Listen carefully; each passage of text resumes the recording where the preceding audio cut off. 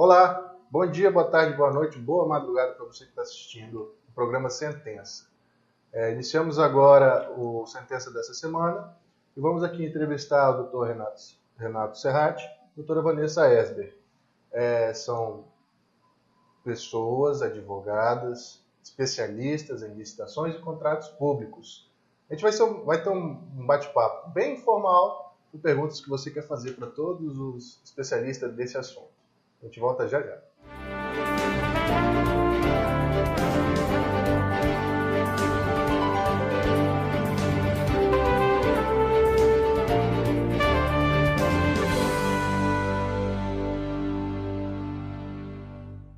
Olá, esse já é o Sentença dessa semana.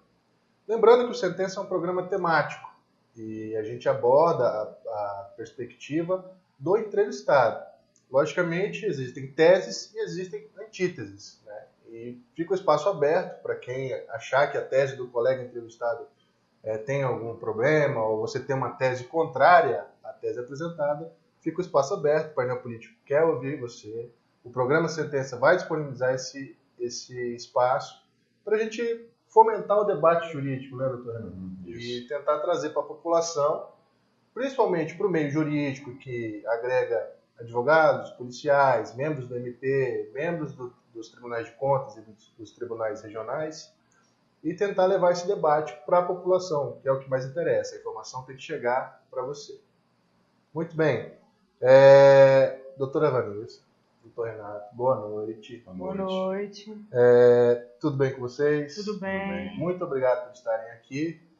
E eu já começo perguntando uma coisa muito corriqueira. Licitações e contratos públicos. Depois desse problema de mensalão, de lava-jato, muita coisa foi jogada ao léu e ficou uma sensação de que licitações são direcionadas, são feitas para que tais empresas ganhem essas licitações. Me parece que não há uma concorrência leal, algo do tipo. Aí eu pergunto para vocês que são especialistas, o que são licitações e quais são as modalidades de contratos públicos de licitações? É um prazer estar aqui.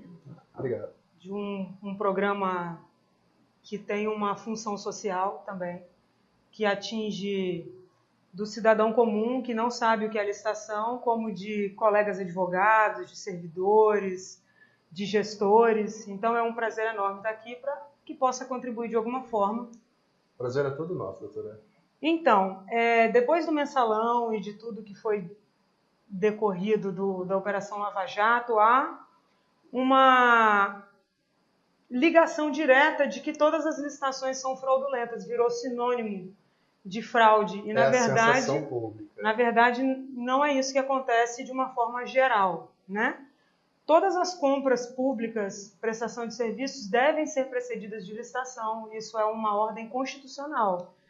Então, eu, você, doutor Renato, a pessoa que está em casa, todo mundo pode comprar na loja do amigo, do cunhado, do vizinho. Só que o que estiver envolvido com orçamento público deve ser precedido de licitação.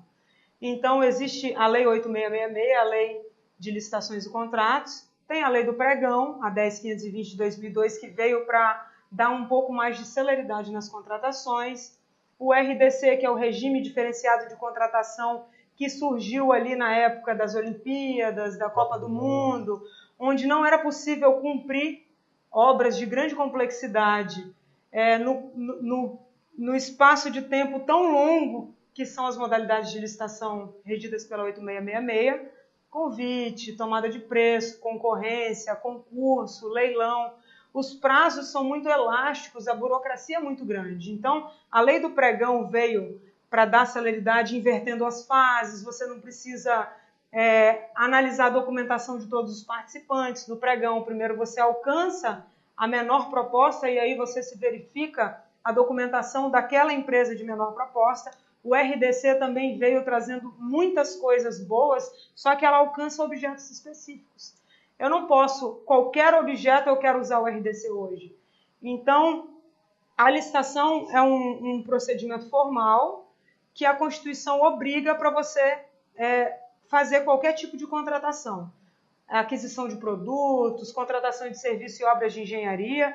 Então, assim, é preciso desmistificar que ela é sinônimo de fraude, porque ela não é. Ela há uma necessidade da população, inclusive, entender que nós pagamos impostos e que esses recursos arrecadados são aplicados ali na forma das contratações de diversos sentidos. Então, é necessário, sim, que se desmistifique isso e entender que há uma obrigatoriedade constitucional de se licitar. Doutor Renato, quais são as formas dessas licitações? Como é que ela se dá na prática? Isso, pregão eletrônico, a doutora Vanessa falou de pregão, de carta convite. O que é isso? Como é que a população entende isso? Certo.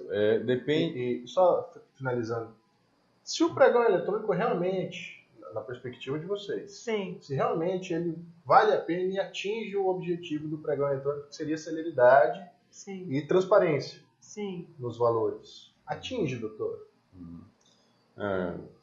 Murilo, primeiro quero agradecer também pelo convite, né? A forma que a doutora Vanessa falou, esse programa vai ter um grande alcance, está tendo um grande alcance para a população, a comunidade acadêmica e jurídica em geral.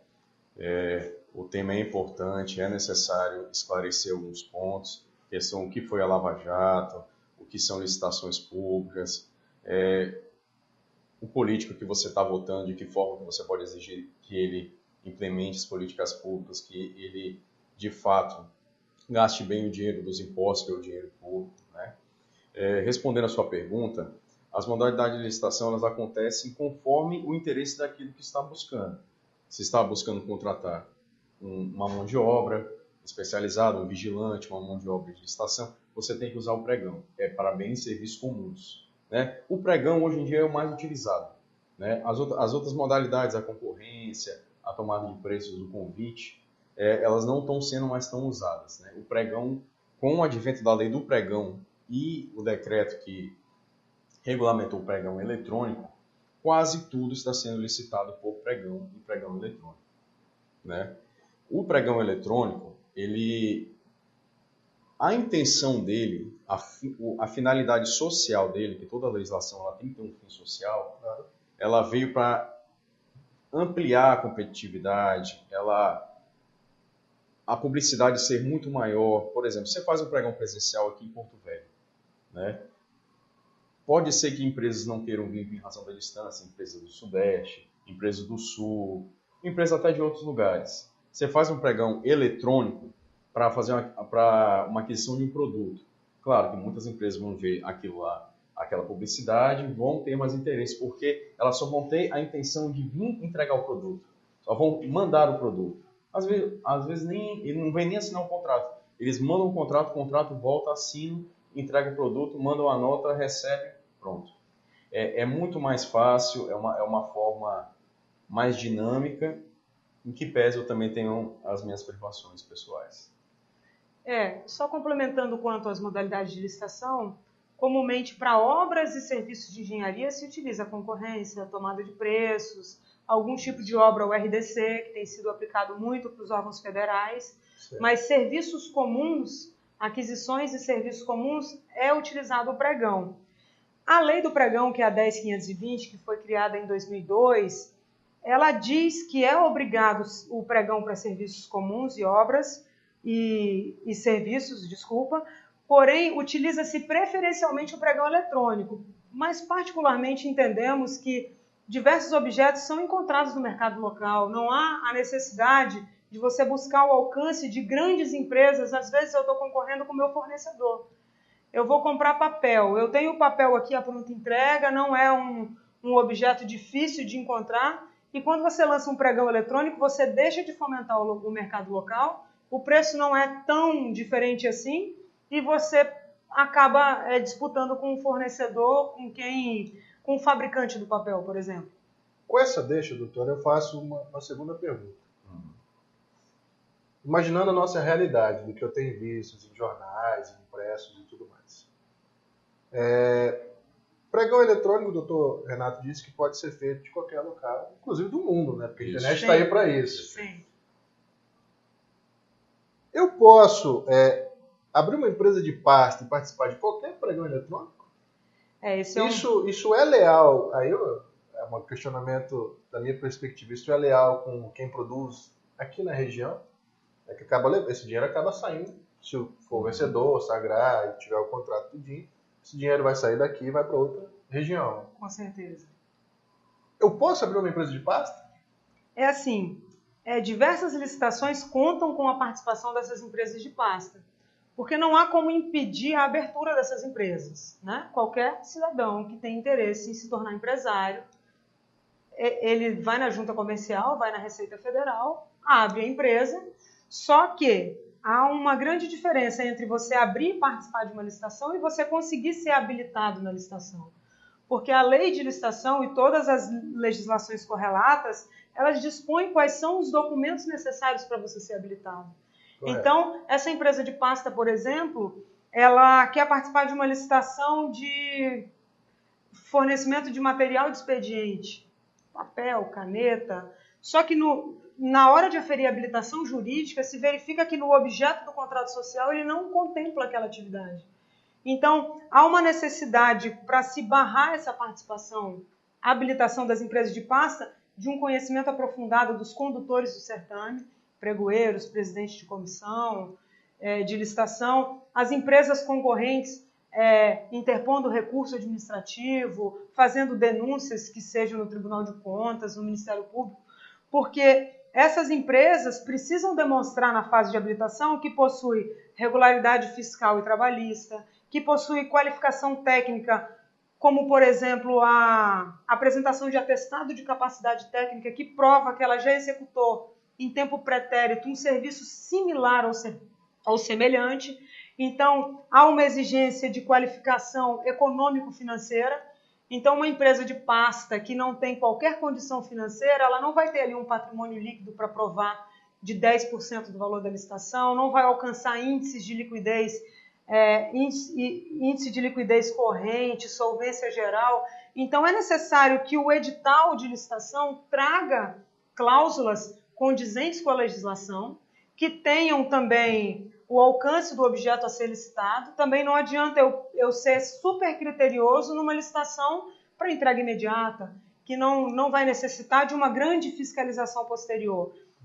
Entendeu? Então, é necessário, sim, que o instrumento convocatório, que é onde se estipulam regras da licitação, da contratação, onde se justifica por que está contratando aquele objeto, a administração não pode, a seu bel prazer, contratar a mesa mais chique, mais a top do mercado, se ela não justifica para que é o fim daquela, para atender um prédio, construir um anexo que vai alcançar tantas salas que precisam de tantas mesas, tantas cadeiras, há uma indicação de marca porque naquele prédio já tem uma padronização. Então, tudo isso é necessário essa justificativa no instrumento convocatório. Mas esse instrumento convocatório é pós ou antes do pregão? Então, o pregão ele é a modalidade de licitação, mas o edital é um instrumento convocatório onde você publica as regras da licitação, da contratação e de tudo. Então, por exemplo, um órgão público quer contratar medicamento.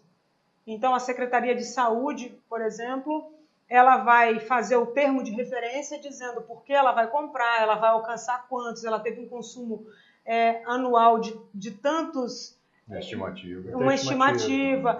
É necessário um estudo de viabilidade técnica e econômica para comprar aquele objeto. Então, no caso do Estado, por exemplo, a Secretaria de Saúde elabora esse termo de referência, encaminha para a SUPEL, que é a Superintendência de Compras, e a SUPEL elabora o edital em anexo esse termo de referência, que subsidia tudo que será exigido durante a licitação e durante a contratação.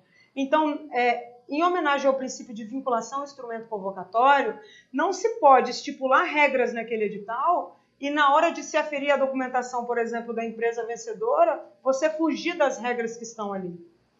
Então, o edital ele é esse instrumento onde se insere as cláusulas, lógico que baseadas na legislação em vigência. Murilo, complementando aí a doutora Vanessa, no Brasil, o melhor cliente é o poder público.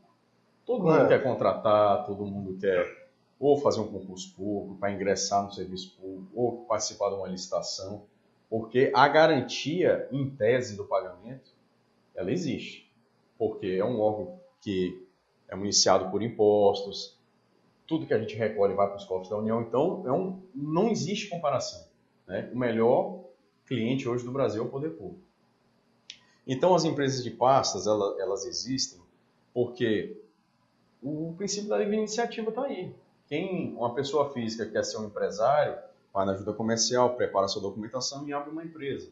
Uma empresa individual, uma empresa de sociedade de economia mista, uma limitada, enfim. Só que para participar de licitações públicas não é tão fácil. Em que pese ela ser uma empresa que abriu agora, que não tem nenhum problema com a justiça, nenhum problema de idoneidade, suspensão, ela precisa de diversos requisitos, dependendo daquilo que ela quer participar. Então, assim, elas existem, mas para ganhar uma licitação não é tão fácil. Não, no primeiro, no segundo, no terceiro ano, ela vai ter que trabalhar com algum contrato particular, para criar capacidade técnica, criar índices de liquidez, como a doutora Vanessa falou, para poder demonstrar para o poder público que ela tem capacidade de ser contratada. Entendi. E agora eu faço uma perguntinha do mal.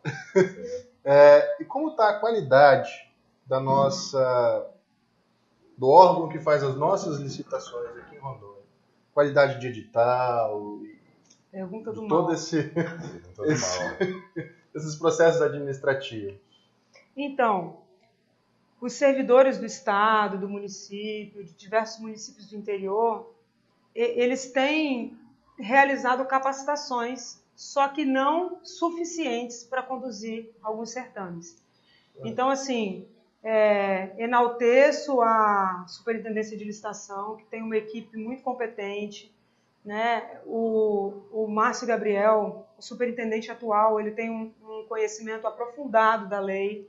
A equipe dele tem realizado capacitações, só que acredito que é necessário mais. Acredito que, principalmente em prefeituras do interior, a gente atuante nessa área juridicamente, a gente tem dificuldades, às vezes, até de retirar cópia de processo. Né? Necessita de uma autorização de um jurídico para que um advogado tenha acesso ao processo. Então, há uma falta de conhecimento, há uma preocupação enorme em relação à capacitação, que tramita um projeto de lei para a nova lei de licitações, que vai pretende extinguir a 8666. Uma nova lei, de fato, não é uma alteração, é uma nova lei. Tanto o RDC, como a lei do pregão, como a 8666, o intuito é compilar tudo isso numa única lei. Para facilitar para todo mundo. Para facilitar. Isso. Só que nesse quesito de capacitação há algo que nos preocupa. Porque o projeto que tem em andamento, ele diz que a capacitação tem que ser feita pelas escolas de governo. Então a gente acredita que muitas escolas de governo não terão capacidade para certificar os servidores. Então, assim, grandes nomes hoje, grandes consultores, doutrinadores que capacitam, que formam pregoeiros, por exemplo, eles estariam, de acordo com a lei, impedidos de capacitar, de realizar cursos de capacitação. Isso eu acredito que é algo que ainda vai ser alterado, que está tramitando na Câmara dos Deputados ainda, mas eu acho que é uma grande preocupação, sim. Muitos servidores que acabam de passar num concurso, às vezes, já acontece defesa que nós fizemos, de um servidor que foi punido porque ele fez parte ali como membro de uma comissão, que ele falou assim, enquanto não me lotarem em nenhum lugar, me colocaram na comissão de licitação. Coitado, ele não tem noção da responsabilidade dele como um membro de uma comissão de licitação. E aí depois vem a responsabilização, vem a aplicação de multa e ele não sabe nem por que veio. Então, entendemos sim que há uma necessidade muito urgente dessa capacitação dos servidores que conduzem a licitação tanto na fase interna como na fase externa. E muitas vezes há também um servidor que ele é gestor de 15 contratos. Correto. Então é impossível você ser gestor e fiscalizar arduamente 15 contratos, verificar, por exemplo, uma obra, como está sendo executada aquela obra, na hora da medição, na autorização para o pagamento. O fator humano ainda é pequeno? Muito pequeno. Muito pequeno. Então, assim, é humanamente impossível contratos de grande complexidade serem geridos a fiscalização por um servidor para 5, 10 contratos. Então, a estrutura administrativa é precária nesse sentido e realmente faz falta a capacitação dos gestores.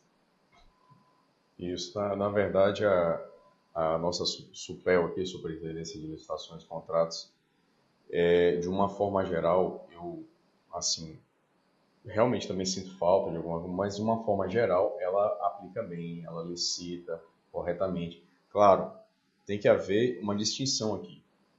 A Superintendência de Licitações e Contratos, ela faz o edital, o instrumento convocatório, mas ela tem que ser provocada pela Secretaria de Estado.